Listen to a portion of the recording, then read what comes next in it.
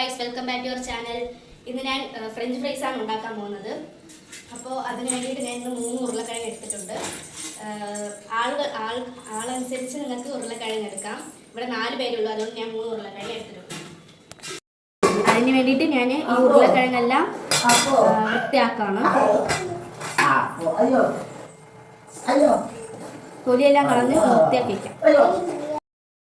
ഞാൻ ഉരുളക്കിഴങ്ങ് ചെയ്തിട്ടിരുന്നപ്പോൾ എൻ്റെ അനിയൻ വന്നിട്ട് കുറേ നേരം ശല്യം ചെയ്തായിരുന്നു. അപ്പോൾ ഞാൻ എന്ത് ചെയ്തു, കൊച്ചുറ്റി ഇട്ട് കൊടുത്തപ്പോൾ അവൻ കൊച്ചുറ്റിയും കണ്ടിട്ടിരിക്കുകയാണ്.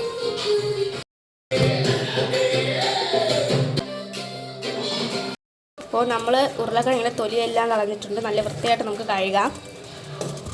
അപ്പം നമുക്കിത് നീളത്തിനൊന്ന് അരിയാം.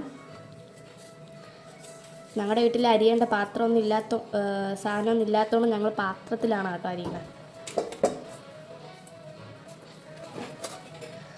നന്നായിട്ട് വരത്തില്ല. നിങ്ങളുടെ കയ്യിൽ അങ്ങനത്തെ മെഷീൻ വല്ലതും ഉണ്ടെങ്കിൽ നിങ്ങൾ അതുപോലെ ചെയ്തു.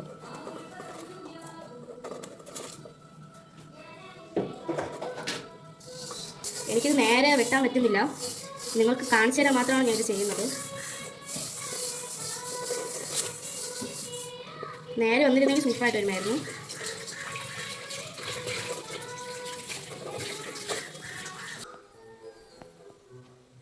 നിങ്ങൾക്ക് മിഷനെങ്കിലും കാണും. ഞങ്ങൾക്ക് മിഷനൊന്നും ഇല്ലാത്തതുകൊണ്ട് ഇങ്ങനെ കുത്തി ഇരുന്ന് അരിയണം. അതാണ് ഇവിടെ ഭയങ്കര പാട്. എന്തായാലും ഒരു ഇതിൽ പറഞ്ഞാണെങ്കിൽ മിഷീൻ നമ്മൾ കൈ കൊണ്ട് അരിയണാണ് കേട്ടോ നല്ല ടേസ്റ്റ്. ഇപ്പോഴല്ലേ മിഷീൻ വന്നത്. പണ്ടത്തെ കാലത്ത് മിഷീനൊന്നും ഇല്ലായിരുന്നല്ലോ.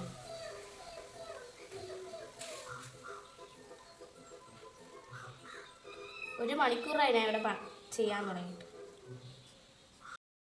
അപ്പോൾ ഗൈസ്, ഞാൻ മൊത്തം അരിഞ്ഞിട്ടുണ്ട്. ഇത് നമ്മൾ വെള്ളത്തിലിട്ട് നന്നായിട്ട് കഴുകാം. ഇത്ര എൻ്റെ കൈ കൊണ്ട് അരിഞ്ഞുള്ളതാണ്. ഇത് വലിയ ടാസ്ക് കഴിയുന്നത് പോലെയാണ്. അപ്പോൾ ഗൈസ്, നമ്മൾ ഇതേപോലെ ഒരു ചട്ടിയിൽ അതിന് ആവശ്യമായിട്ടുള്ള വെള്ളവും കുറച്ച് ഉപ്പും നമ്മൾ ഇടാണ്. ആവശ്യത്തിന് ഉപ്പ് മതി.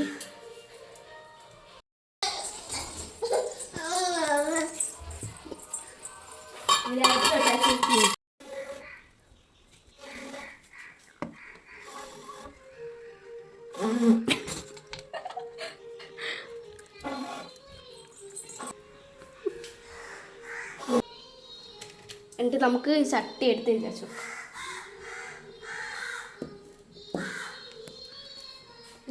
എന്ത് വരണവരെ നമുക്ക് നടക്കുവച്ച് അടച്ചു വയ്ക്കാം. നമ്മളപ്പോൾ വെന്തിട്ടുണ്ടാകുന്ന നോക്കാം.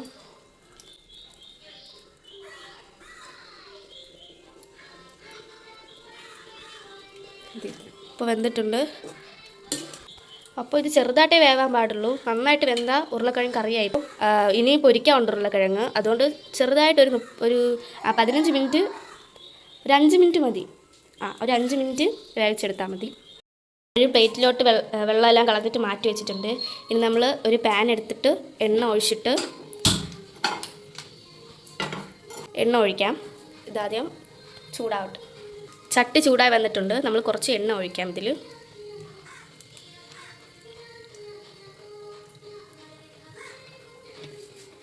എണ്ണ തിളയ്ക്കുമ്പോൾ ഈ പൊട്ടറ്റോ എല്ലാം എടുത്ത് നമുക്ക് ഇതിലോട്ടിടാം. എണ്ണ ചൂടായിട്ടുണ്ട്. നമ്മൾ കുറച്ചായിട്ട് അതിലോട്ടിടാം.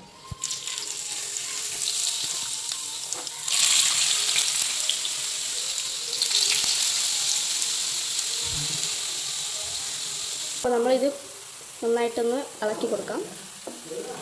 എണ്ണ അതിൽ പിടിക്കാതിരിക്കാണ്ട് കുറച്ച് നേരം ഞാൻ അങ്ങോട്ടും ഇങ്ങോട്ടൊക്കെ ഒന്ന് മാറ്റി പിടിക്കാം.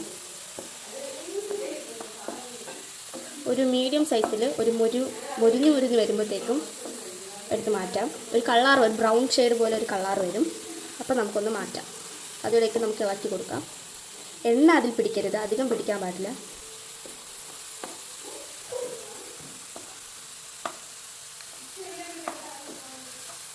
അങ്ങനെ നമുക്ക് എല്ലാം അങ്ങനെ ചെയ്തെടുക്കാം. ഒരു സ്റ്റെപ്പ് വന്നിട്ടുണ്ട്. നല്ല മൊരുമൊരു വന്നിട്ടുണ്ട്. ഒരു സ്റ്റെപ്പ് ഇതാ വേവുന്നുണ്ട്. ഇനി ഒരു സ്റ്റെപ്പും കൂടി ഉണ്ട്. നമ്മളിതെല്ലാം വറുത്ത് ഇതെല്ലാം എടുത്ത് നമ്മൾ ഇതിലിടാണ്. ഇച്ചിരി എണ്ണ പോട്ട്.